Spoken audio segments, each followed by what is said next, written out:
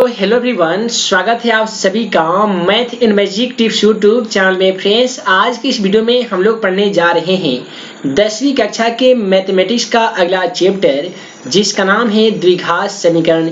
यानी आज की इस वीडियो में हम लोग द्विघात समीकरण से पढ़ने जा रहे हैं ऐसे इंपोर्टेंट वीवीआई ऑब्जेक्टिव क्वेश्चन जो कि पिछले मैथ एग्जाम में बहुत बार पूछे गए हैं और आपके मैथ एग्जाम में पूछे जा सकते हैं।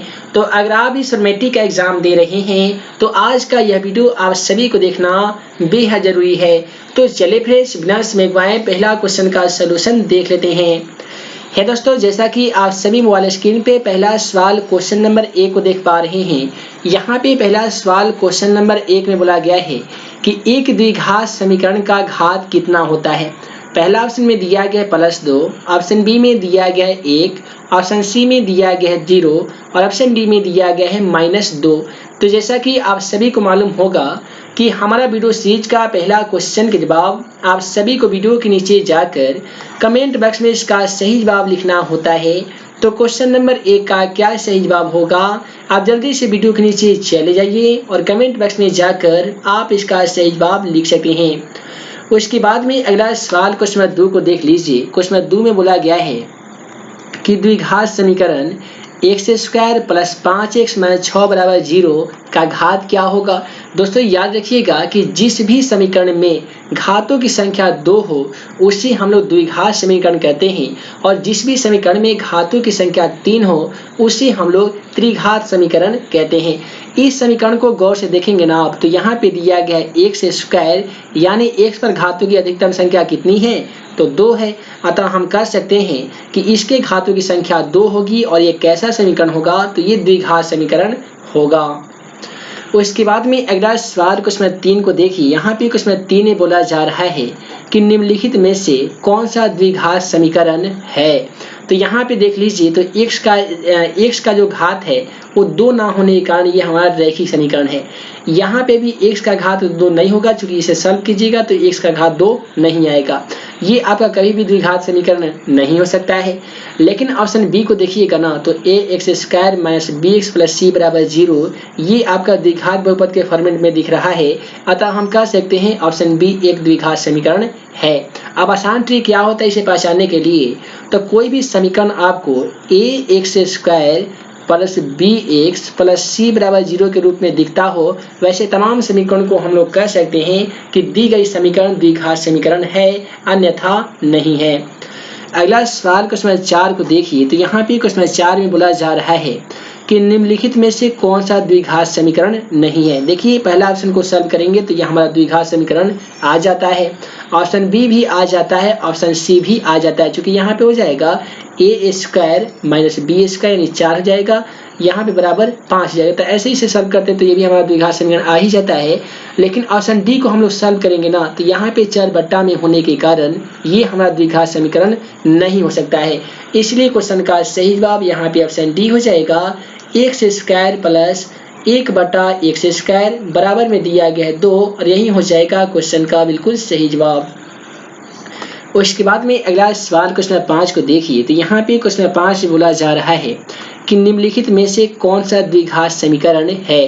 तो यहाँ पे देखिए, चर पे पावर में बटा में जो दिया गया है वो माइनस में है। तो कोई भी चर हो उसके पावर में बटा दी गई हो तो वैसे तमाम समीकरणों को हम द्विघात समीकरण कभी नहीं बोल सकते हैं। यहाँ पे चर को देखिएगा तो ये भी बटा में है, यहाँ पे देखिएगा ना तो ये x³ है, तो x³ होने के कारण ये हमारा कौन सा बहुपद हो जाएगा, तो ये त्रिघात बहुपद हो जाएगा। इसे हम लोग त्रिघात समीकरण भी बोल सकते हैं। लेकिन हमें चाहिए द्विघात समीकरण, तो पहला ऑप्शन को यदि आप सॉल्व कीजिएगा ना तो ये जो आपका समीकरण की प्राप्ति होगी ये आपका द्विघात समीकरण की प्राप्ति हो जाएगी। क्योंकि इसे हम लोग सॉल्व करते हैं तो ax² + bx + c = 0 के फॉर्मेट में आ जाने के कारण क्वेश्चन का सही जवाब ऑप्शन ए हो जाएगा। अगला सवाल क्वेश्चन 6 को देखिए। तो बोला गया है द्विघात समीकरण के विवेचक 0 के बराबर हो तो मूल कैसे होंगे। दोस्तों, याद रखिएगा, जब भी किसी द्विघात समीकरण के विवेचक, जिसको हम लोग डी बोलते हैं, इसका 0 के बराबर हो तो मूल हमेशा वास्तविक एवं समान होते हैं। तो क्वेश्चन का सही जवाब ऑप्शन बी हो जाएगा। ये आपको फॉर्मूला के तौर पे इसे याद कर ही लीजिएगा।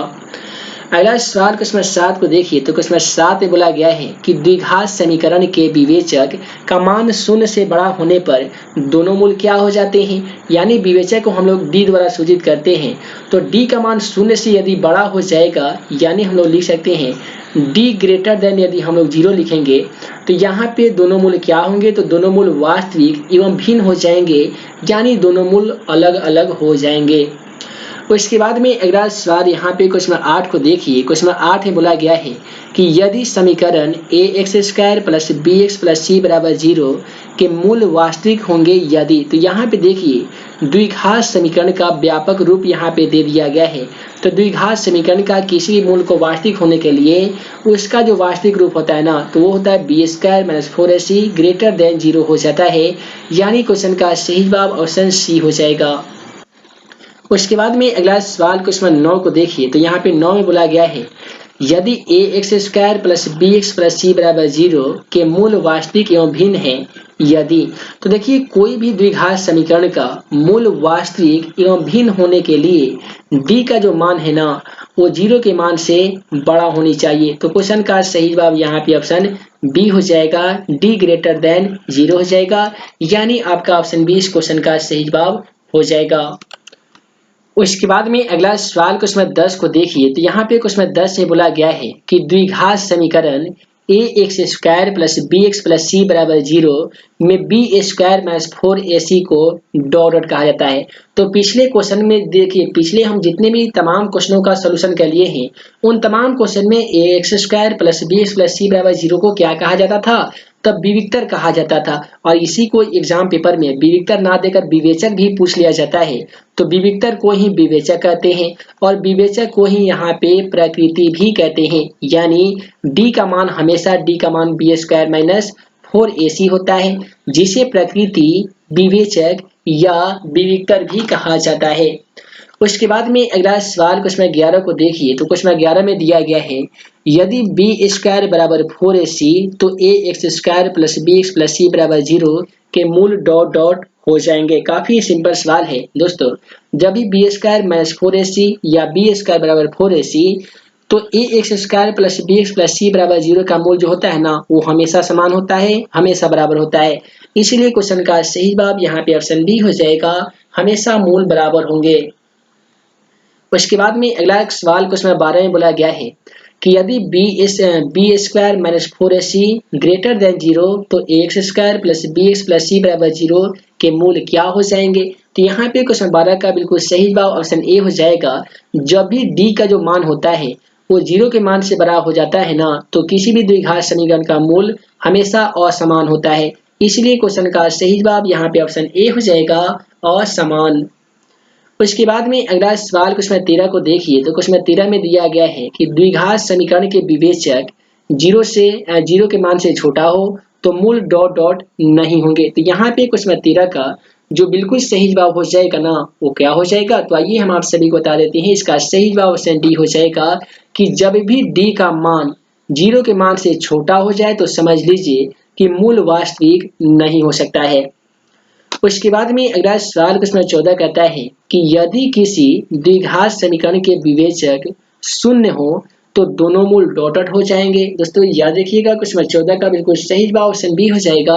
जब भी द्विघात समीकरण का विवेचक शून्य हो जाता है, यानी डी का मान 0 के मान के बराबर हो जाता है ना, तो दोनों मूल आपस में बराबर हो जाते हैं, यानी क्वेश्चन का सही जवाब ऑप्शन बी हो जाएगा, मूल समान हो जाते हैं। उसके बाद में अगला सवाल क्वेश्चन 15 में बोला गया है कि यदि द्विघात समीकरण bx² plus ax plus c बराबर 0 के मूल समान है।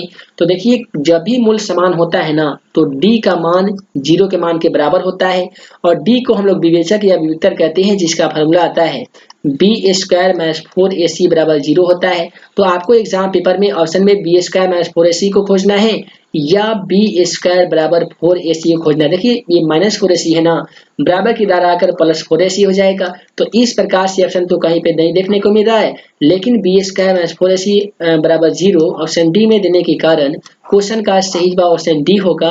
क्योंकि यहाँ पे b की जगह पे a दिया गया था, तो हम कह सकते हैं a² माइनस 4bc बराबर 0, अतः क्वेश्चन का सही जवाब ऑप्शन डी हो जाएगा। उसके बाद में अगला सवाल क्वेश्चन नंबर 16 को देखिए। तो क्वेश्चन नंबर 16 में दिया गया है कि यदि A X square plus B x plus C बराबर 0 के मूल समान हो तो निम्नलिखित में से कौन सा सत्य होगा। दोस्तों हम पिछले वाले ही क्वेश्चन में आप सभी को बता दिए थे कि मूल कब समान होता है, जब बी स्क्वायर माइनस 4ac बराबर 0 होता है। तो बी स्क्वायर माइनस 4ac बराबर 0 यदि ऑप्शन में देखिएगा ना तो कहीं पे नहीं दिया गया है।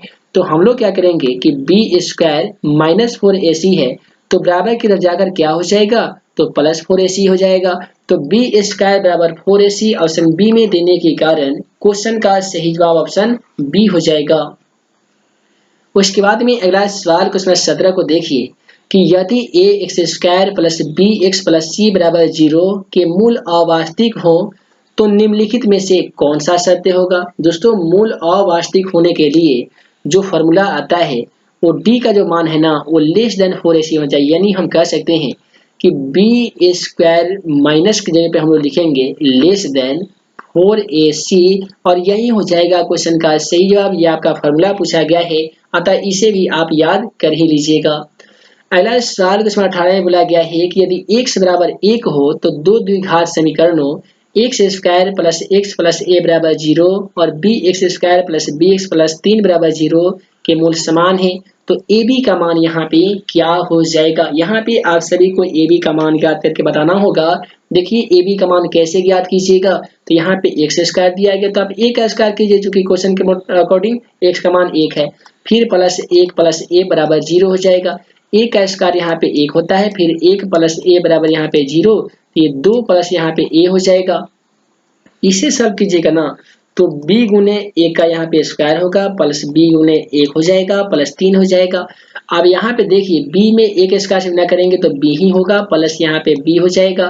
उसके बाद में प्लस यहाँ पे 3 हो जाएगा। यहाँ पे a प्लस 2 था, यहाँ पे b प्लस b यानी 2b हो जाएगा। तो इस प्रकार से 2 से 2 हमारा कट जाएगा तो ए बी का जो मान आ जाएगा ना वो 3 आ जाएगा। तो इस प्रकार से क्वेश्चन का सही जवाब ऑप्शन सी होगा 3। उसके बाद में अगला सवाल क्वेश्चन 19 को देखिए। यहाँ पे क्वेश्चन 19 में बोला जा रहा है कि यदि द्विघात समीकरण A X square plus B x plus C बराबर 0 के दोनों मूल बराबर हो तो द्विघात समीकरण का विविधतर डी बराबर क्या होता है। पिछले वाले तमाम क्वेश्चनों के माध्यम से हम आप सभी को बता रहे हैं कि डी का जो मान कब बराबर होता है, जब दोनों मूल बराबर होता है ना तो डी का मान ऑटोमेटिक 0 के बराबर हो जाता है, जिसे हम लोग कहते हैं बी स्क्वायर माइनस 4ac बराबर 0 या डी बराबर हम लोग शॉर्टकट में 0 लिख सकते हैं। तो डी बराबर 0 ऑप्शन ए में देने के कारण क्वेश्चन का सही जवाब ऑप्शन ए हो जाएगा डी बराबर 0। उसके बाद में अगला सवाल क्वेश्चन 20 को देखिए। तो क्वेश्चन 20 से बोला गया है कि द्विघात समीकरण सी एक्स स्क्वायर प्लस ए एक्स प्लस बी बराबर 0 के मूल काल्पनिक होंगे यदि, यानी मूल को काल्पनिक होने के लिए यहाँ पे कौन सा सत्य हो जाएगा। तो मूल काल्पनिक होने के लिए डी का जो मान है ना वो कभी भी लेस देन 0 होना चाहिए। यानी हम कह सकते हैं कि b की जगह पे यहाँ पे कितना है तो a है, तो हम b स्क्वायर की जगह पे हम लोग लिख सकते हैं यहाँ पे a स्क्वायर।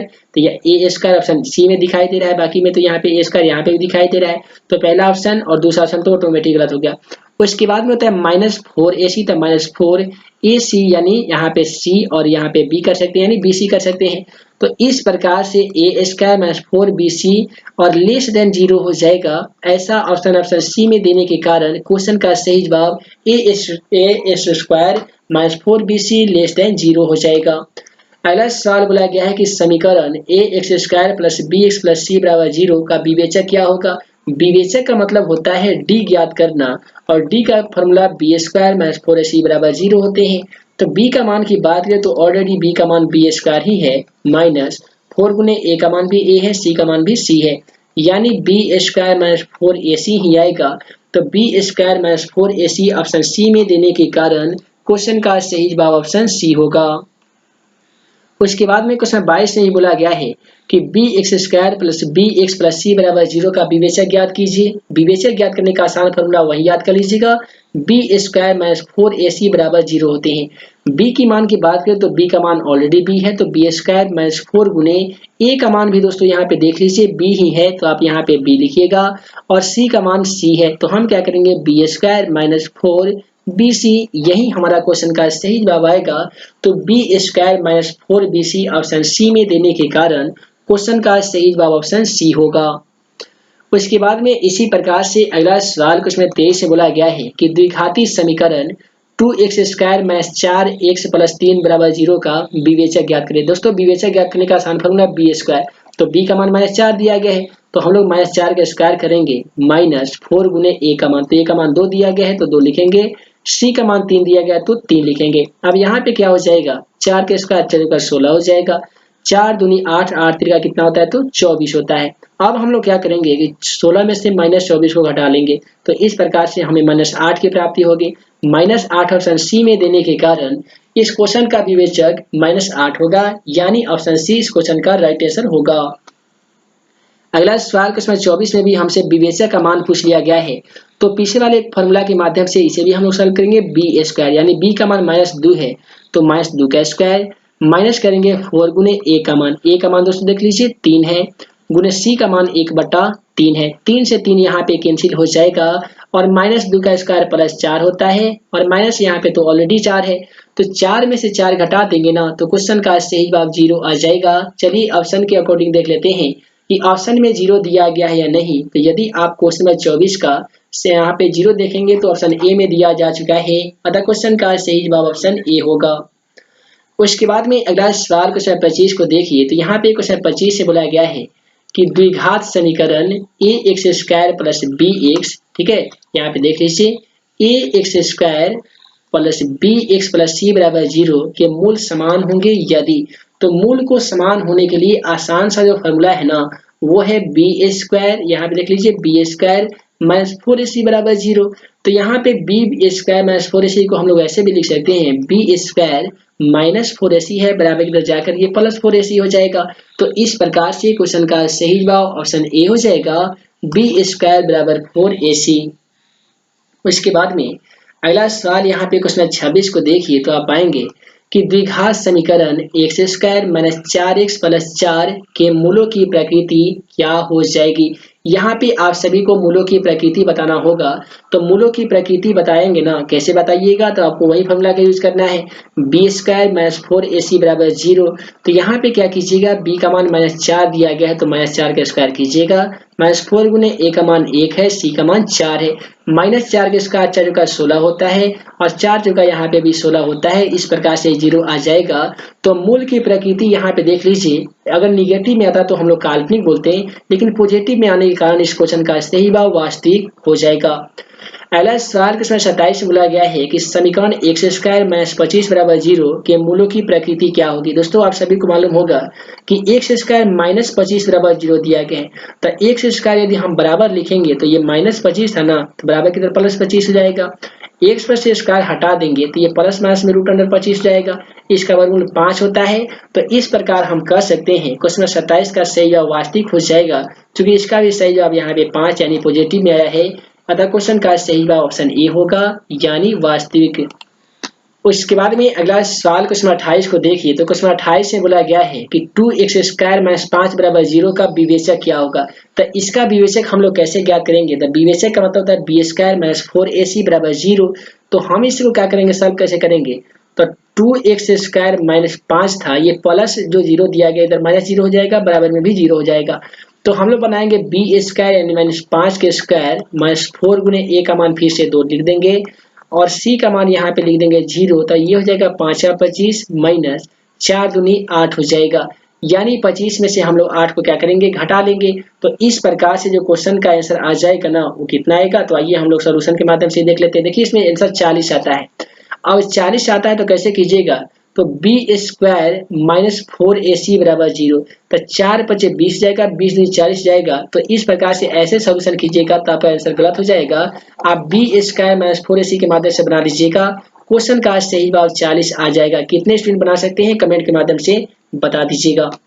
अगला सवाल में बोला गया है कि 5x square plus 7x minus 9 बराबर 0 का विवेचक क्या होगा। तो यहाँ पे देखिए बी स्क्वायर यानी हम लोग कर देंगे 7 का स्क्वायर -4 गुने ए का मान फिर से हम लोग लिखेंगे 5, तो यहाँ पे चलिए 5 लिख लेते हैं, गुने सी का मान -9 है तो हम लोग यहाँ पे -9 लिखेंगे। दोस्तों 7 का जो स्क्वायर हो जाएगा ना वो 49 हो जाएगा, ये माइनस और माइनस मिलकर यहाँ पे प्लस जाएगा। उसके बाद में हम लोग क्या करेंगे कि 9 × 5 ये 45 होते हैं, 45 में 4 से गुना कर देते हैं, तो 45 में 4 से गुना कर देंगे और यहाँ पे ले आकर लिख देंगे। जो संख्या आएगा उसमें हम लोग 49 को ऐड कर देंगे। तो इस प्रकार से जैसे हम सॉल्व कर लेंगे ना, तो क्वेश्चन का सही जवाब 229 आ जाएगा और 229 ऑप्शन डी में देने के कारण क्वेश्चन का सही जवाब ऑप्शन डी होगा। अगला सवाल क्वेश्चन 30 को देखिए। तो क्वेश्चन 30 में दिया गया है कि यदि सी एक्स स्क्वायर प्लस सी एक्स प्लस सी बराबर 0 तो बी वेक्टर क्या होगा। बी वेक्टर ज्ञात करने का आसान formula B square minus 4ac बराबर 0 होते हैं। तो दोस्तों बी का मान की बात करेंगे ना, तो सी दिया गया है तो आप यहाँ पे सी का स्क्वायर लिखिएगा। -4 गुने ए का मान की बात करें तो ये भी सी दिया गया है। सी की मान की बात करें तो ये भी सी दिया गया है। तो अतः हम कह सकते हैं कि सी का स्क्वायर सी स्क्वायर माइनस सी में सी से न कीजिएगा तो सी का स्क्वायर हो जाएगा। इसमें 4 है तो 4 लिख दीजिए। तो सी स्क्वायर माइनस 4 सी स्क्वायर हो जाएगा। तो यहाँ पे सी स्क्वायर माइनस 4 सी स्क्वायर तो कहीं पे नहीं दिया गया है, तो यहाँ पे आपका कोई भी ऑप्शन सही नहीं हो सकता है। हालांकि यहाँ पे सी स्क्वायर बराबर ये -4 सी स्क्वायर है, ये बराबर इधर जाकर +4 सी स्क्वायर भी हो सकता है। तो इस प्रकार से क्वेश्चन का जो यहाँ पे 30 का जो बिल्कुल सही जवाब होना चाहिए वो क्या होना चाहिए, आइए हम आप सभी को बता देते हैं।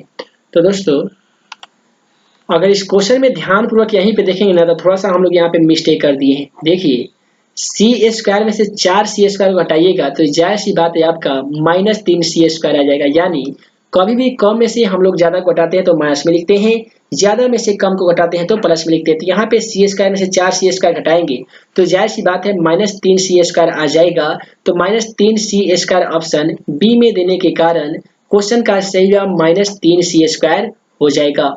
उसके बाद में इसी प्रकार से अगला सवाल उसमें 31 से बोला गया है कि -2x square plus 3x plus 5 बराबर 0 का विवेचक क्या होगा। विवेचक ज्ञात करने का आसान formula B square minus 4ac। तो यहाँ पे देखिए बी का मान 3 है तो आप यहाँ पे कर देंगे 3 का स्क्वायर माइनस 4 गुने ए का मान दोस्तों देखिएगा ना, तो -2 दिया गया है तो आप यहाँ पे लिखेंगे -2 और सी की मान की बात करें तो 5 दिया गया है तो आप यहाँ पे 5 लिख सकते हैं। उसके बाद में क्या हो जाएगा कि 3 3 9 हो जाएगा, यहाँ पे भी माइनस और यहाँ भी माइनस, तो यहाँ पे माइनस माइनस प्लस हो जाएगा। 5 दूनी 10 होता है और 10 चौका होता है 40 और 40 में जैसे 9 को ऐड कर लेते हैं तो ये हो जाता है 40 9 49 हो जाता है। तो 49 ऑप्शन डी में देने के कारण क्वेश्चन 31 का सही जवाब ऑप्शन डी होगा। अगला सवाल क्वेश्चन 32 में बोला गया है कि द्विघात समीकरण 2x square minus 5x minus 3 बराबर 0 का मान क्या हो जाएगा। द्विघात समीकरण में इसमें आपसे x का मान पूछा गया है। तो दोस्तों कैसे ज्ञात कीजिएगा, देखिए 3 दूनी 6 होता है, यानी 2x स्क्वायर माइनस कर दीजिएगा 2x माइनस कर दीजिएगा 3x और यहाँ पे हो जाएगा -3। ठीक है, तो यहाँ पे देखिए -2 और -3 मिलकर -5 भी हो जाएगा और 3 दूनी यहाँ पे माइनस इतना भी आ जाएगा। अब हम लोग क्या करेंगे कि दोनों में से हम 2x को कॉमन कर लेंगे। तो 2x को कॉमन करेंगे तो x माइनस यहाँ पे 1 हो जाएगा, यहाँ पे -3 को कॉमन करेंगे तो ये x माइनस 1 हो जाएगा। यहाँ पे देखिएगा तो हम लोग 2x माइनस 3 को एक साथ लिख सकते हैं और ये तो दोनों में कॉमन है x माइनस 1। तो इस प्रकार से इसे सॉल्व कर लीजिएगा, आपका क्वेश्चन का सही जवाब 3 आ जाता है। ठीक है, यानी आपका इस क्वेश्चन का सही जवाब ऑप्शन ए होगा 3। यदि विवेचक से हम लोग याद करते हैं तो ये 5 के स्क्वायर माइनस 25 हो जाता और -4 या 12 या 12 दूनी 24 हो जाता। तो इस प्रकार से हालांकि ये क्या था तो वो आपका मेथड सही नहीं है। अगला सवाल इसमें 33 को देखिए कि x स्क्वायर माइनस 4 बराबर 0 का मूल क्या होगा। तो x स्क्वायर माइनस जो 4 है बराबर कर जाकर यहाँ +4 हो जाएगा। x पर से स्क्वायर हटा दीजिएगा तो बराबर का जो 4 है इसमें प्लस माइनस में आपका रूट चढ़ जाएगा। और आप सभी को जानकारी के लिए बता दें कि 4 का वर्गमूल 2 होता है, यानी प्लस माइनस इस क्वेश्चन का सही जवाब 2 आंसर आने वाला है।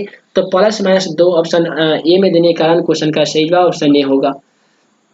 अगला सवाल क्वेश्चन 34 से बोला गया है कि यदि A square P square X square minus K square बराबर 0 के मूल क्या होंगे। तो ऐसा कीजिए, इसी आपको यहाँ तक सेम टू सेम लिखना होगा, यानी आप यहाँ पे ऐसे लिख सकते हैं A square P square X square, ये माइनस क्यू स्क्वायर था बराबर कर जाकर क्या हो जाएगा तो प्लस क्यू स्क्वायर हो जाएगा।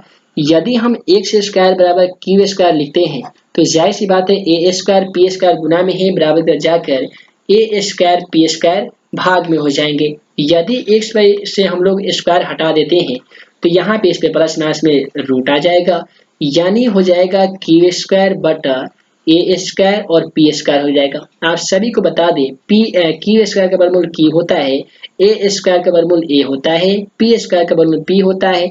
यानी एक्स का जो मान आने वाला है वो प्लस माइनस ए बटा क्यू बटा ए पी आने वाला है।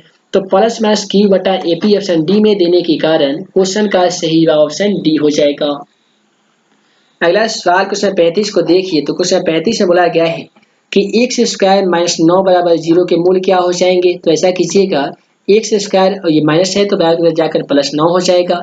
एक्स पर से स्क्वायर हटा दीजिएगा तो प्लस माइनस में रूट में 9 आ जाएगा। और आप सभी को बता दें कि 9 का वर्गमूल 3 होता है, यानी प्लस माइनस 3 इस क्वेश्चन का सही जवाब आ जाएगा। यानी क्वेश्चन 35 का सही जवाब ऑप्शन बी होगा, प्लस माइनस 3। तो दोस्तों वीडियो लंबी ना हो जिस कारण मैं इस वीडियो को यहीं पे एंड करता हूँ। उम्मीद है आज का यह वीडियो आप सभी को पसंद आया हो। पसंद आया हो तो वीडियो को लाइक करें, अपने दोस्तों के साथ शेयर करें।